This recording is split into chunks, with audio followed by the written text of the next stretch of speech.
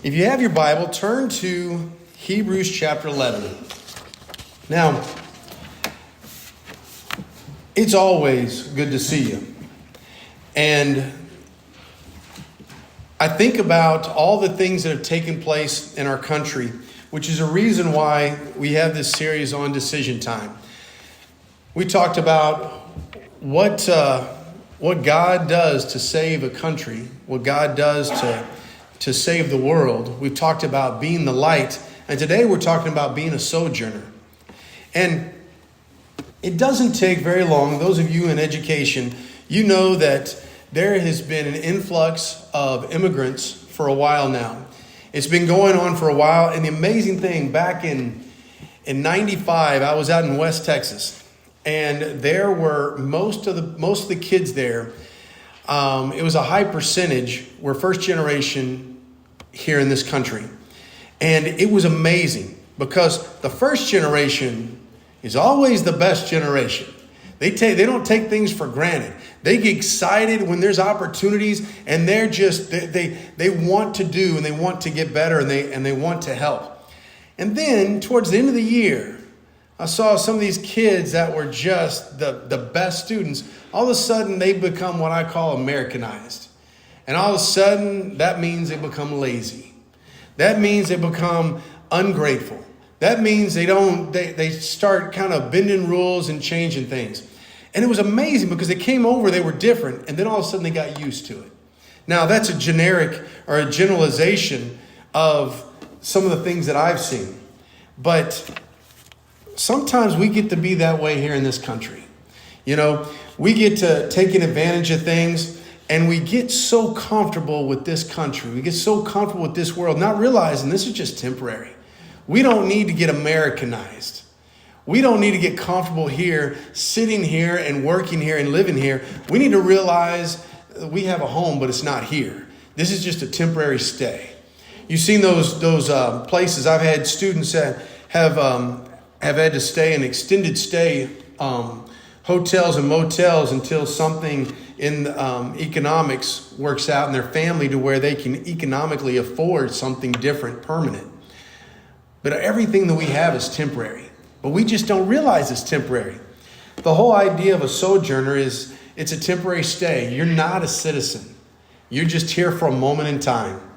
When you hear the word stranger, it means this is not your home. You're a foreigner. And we act like this is home.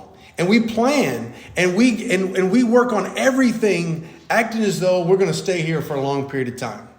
And we totally have things backwards. We need to realize that we are just sojourners. And while I told you to keep your spot there in Hebrews 11, in 1 Peter chapter 2, if you want to write it down, verse 11, it says, "Beloved, I urge you as sojourners and exiles to abstain from the passions of the flesh, which wage against your soul." There's multiple times it talks about, hey, we're just here for a temporary time. But we lose track of that because the here and now is all we can see physically. And so we spend all our time and all of our energy to stay here as long as we can. Instead of thinking, well, the medical field, they can keep that heart pumping and that oxygen in, and I can be on a bed and comatose, but I can keep on doing that for a long period of time. But this is not where it's at. And we forget that. You know, if you looked at Abraham, the time in the land that he spent, it was the promised land, but it wasn't his yet, although he did spend time there. If you think about the time when Israel was there in Egypt, they were sojourners. That was a time period when they were there, but that was not home. Or you think about Judah when it was sent off to captivity in Babylon. They were exiles. They were sojourners. They were temporary, as a temporary stay for them in Babylon. Or you think about Acts chapter 8, where it talks about right after Stephen is killed, he's murdered, he's martyred.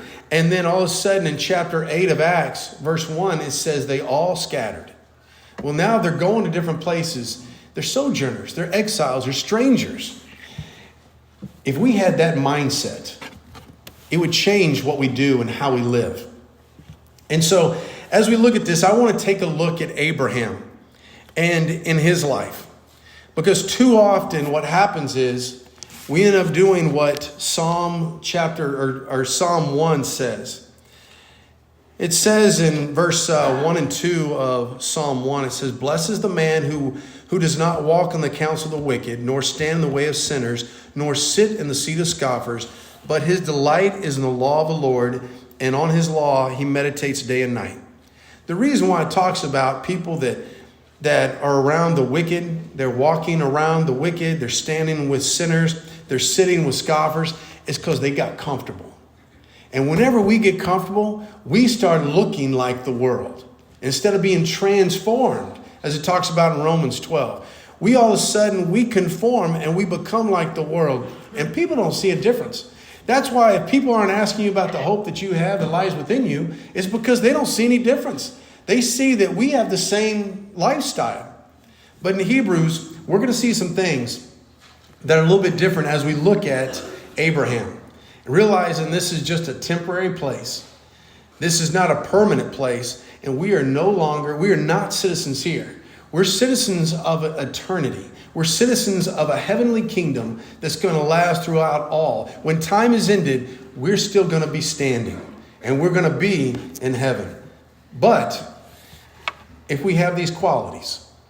Now, number one, looking at the qualities of Abraham and the qualities of a sojourner. The life of a sojourner, number one, is leaning. If you look in Hebrews chapter 11, verse 8, as we talk and we look at Abraham, it says, "By faith, Abraham obeyed when he was called to go out to a place, and he received that he would receive as an inheritance. And he went out not knowing where he was going." And so he went out, not knowing where he's going. He has no clue where he's told to go. He just packs up and leaves. And this is a day and time when you didn't just pack up and leave. You stayed with the family unit. And it just got bigger and bigger. And your landmass, you needed to spread out more and more. And from going to that to just having no home. He leaves, he gathers all his stuff, and they just head out. I can't imagine Sarai at the time, instead of Sarah was her name. I can't imagine what she was thinking. But it was go. And so he went. That's leaning. That's leaning on God. When you don't know exactly how things are going to work out, you lean on God.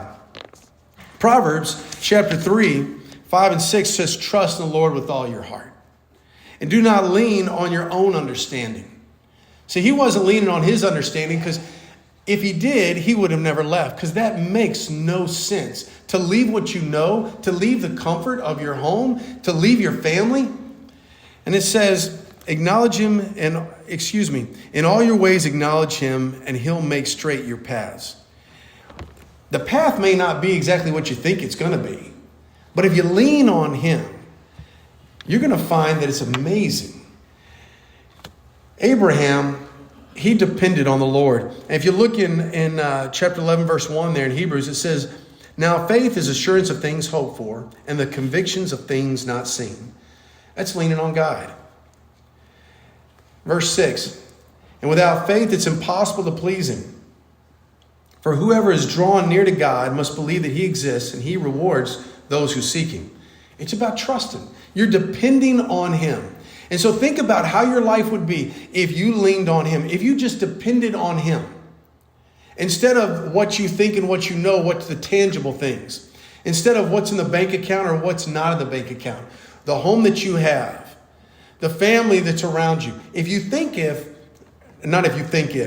would think, man, if I'm dependent on God, what would change in my life?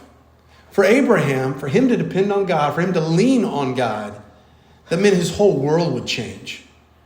And what would be changing in your life? What things would change? It's a question that only you can answer. And we're going to have several questions like that. But what would life look like in your world if you lean completely on him? You know, it talks about in Matthew chapter 6 that don't worry about these things, right? Don't worry about what you're going to wear, what you're going to eat, where you're going to go. Don't worry about those things. And it says if you seek the kingdom first in verse 33, that he's going to give you what you need. If you had that lifestyle that you leaned on him, trusting that he was going to give you what you needed, how would your life change? Well, it's decision time. The decision is, if you haven't been leaning, you need to start leaning on him. Point number 2, living.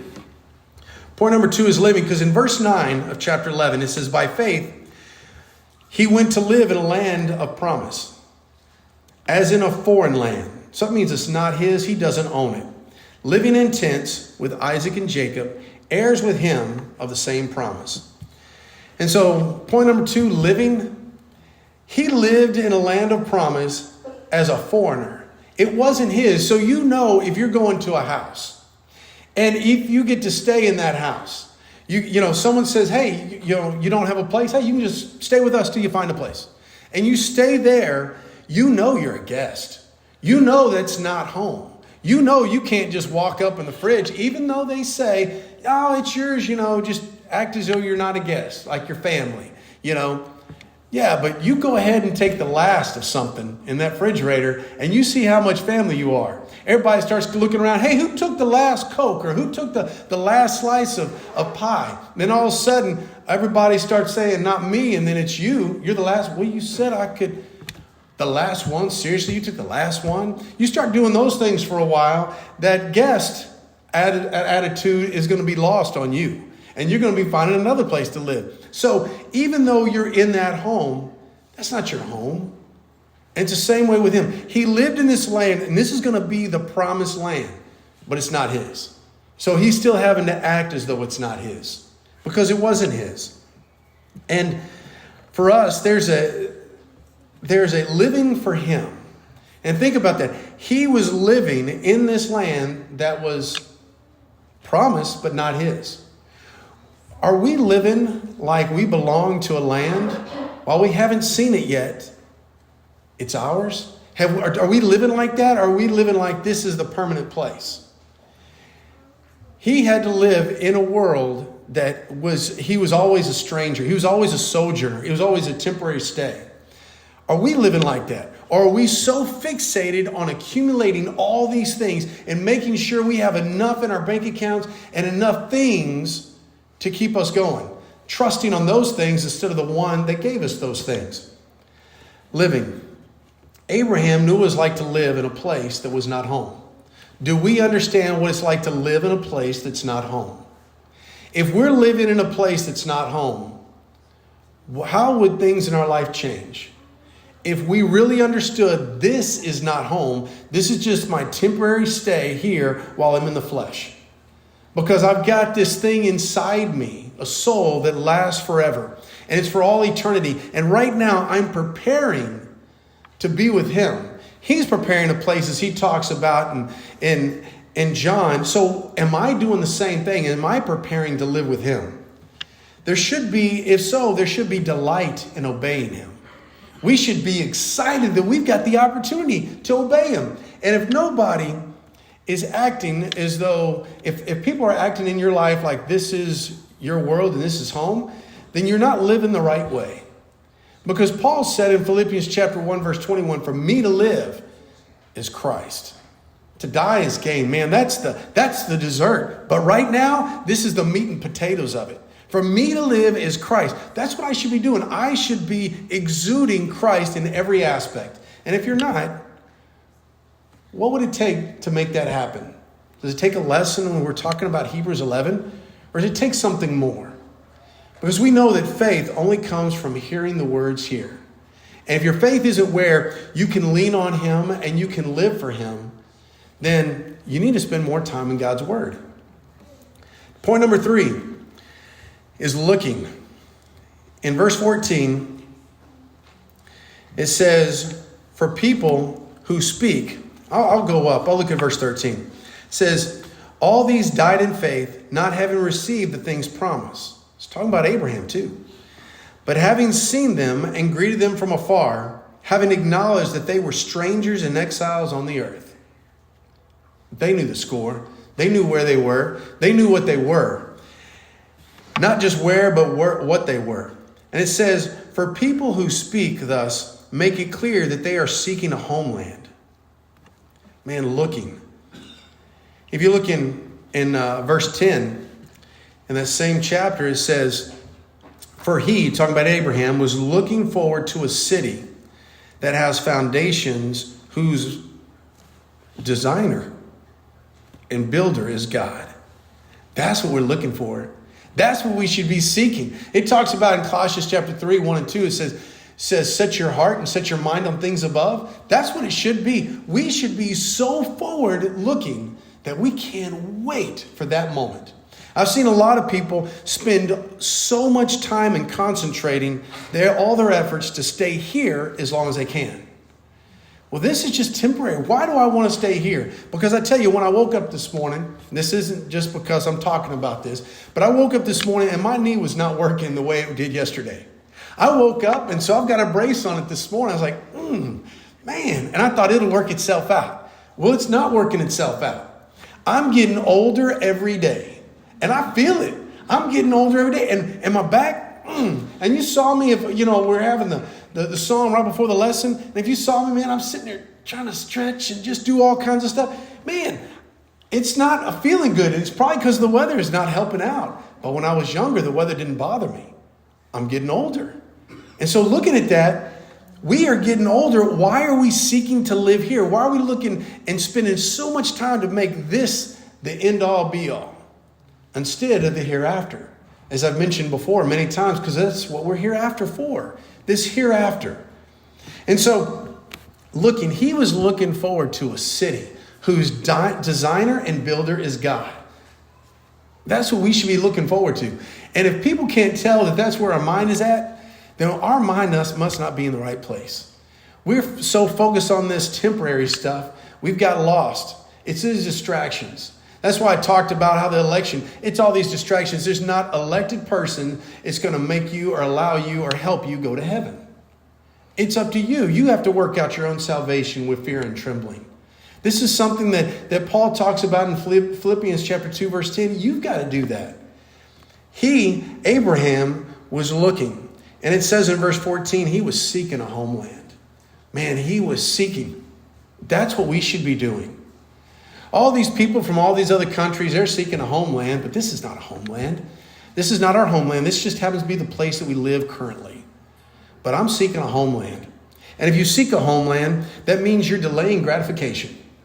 That means it's not all what you can get right now. In this world, in our country, gratification, it's difficult when it's delayed.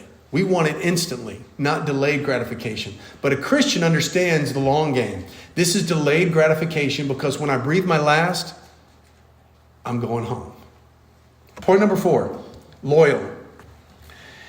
It says in verse 13, they all died in faith, not having received the things promised, but having seen them and greeted them from afar, and having acknowledged that they were strangers and exiles on the earth. It says they died in faith. We're all going to die.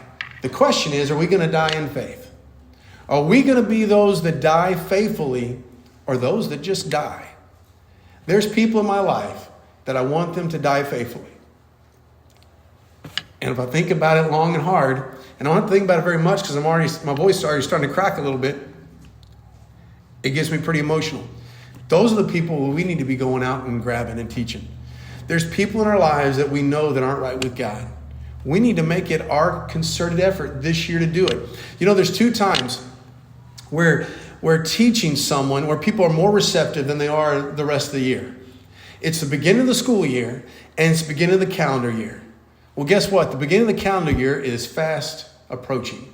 We have an opportunity because after all these holidays, because right now, as soon as Thanksgiving was over, everybody was focused and mindset on Thanksgiving. After Halloween, then it was Thanksgiving. And then after Thanksgiving, then their mind was focused on Christmas. And then after all that, and then it's focused on the New Year. But all of a sudden, after the New Year, people start having resolutions and they start reanalyzing things and evaluating their life.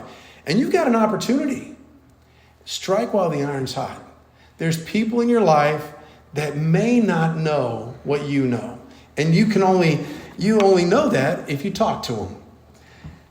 Abraham died faithful. That's what we need to do. We need to make sure we die faithful. Philippians chapter 3, verse 8, it talks about how Paul says, I consider everything a loss compared to knowing Christ. He says everything, all that he had, man, he had a comfortable life. All that he had, he said, man, all that was rubbish. And then if you look at that rubbish, it just means trash, manure, all that stuff. It was no good. It was worthless compared to knowing him. I'd give it all up. Are you willing to give it all up for him? And if you're not, that means you are more attached to this world than to the next. We need to make sure that we die in faith. The only way is if we're loyal to him. And that means we have to be determined. Paul, he says, man, I'm determined, man. For me to live is Christ, to die is gain. And I look back on all the things I had, and it's a loss compared to what I got now. He had nothing. And he's like, man, I got everything. Because I got a home. I know where I'm going. Philippians chapter 3, in that same chapter, verse 20, talks about our citizenship is in heaven. That's what he knew.